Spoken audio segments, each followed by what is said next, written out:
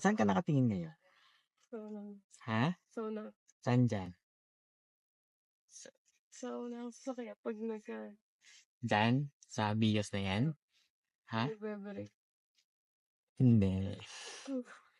So, mali. Normal lang sa nag-aaral, ang tingin ay malapit. Diba? Nakatitig lang din yan. So, ang tingin mo dapat, nasa unahan pa. Ganun kalayo. Pag layo ang tingin mo, di mas better.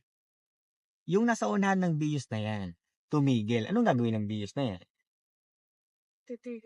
So, hindi pa siya nahinto, alam mo nangihinto siya. Kaya nangyayari sa mga nag-aaral ay biglang full stop kasi dyan lang nakatingin. So, layuan mo ang tingin. Full clutch ka. Pag ikaw ay, huwag mong isipin brake agad.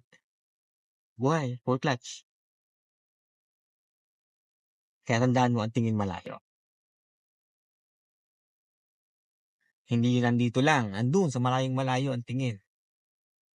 Kita may ambulance na yon, malayo pa dun. Hanggat kaya ng mata mong makatingin sa malayo, yun ang tamang pagtingin. Kaya ang mapapansin mo ang iba ang gagaling mag-drive. Diba? Hindi pa ating ginagawa, alam na ng gagawin natin nasa likodan. Kasi ang tingin nila malayo. Tayo, layuan ko din. Halimbawa, nakita mong na yung nasa unahan natin huminto.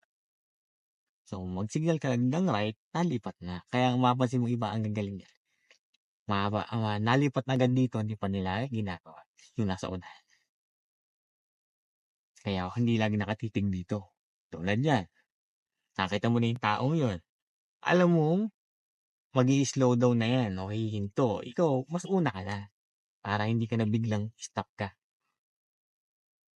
Kaya dun, diba, mayroong mga intersection dun. May napasok. Sa aware ka na mag-i-slow down sila. Titig na titig dyan sa Mios. So, tignan ba dyan? Tignan yung mga napasok. Mabilisan ang tingin.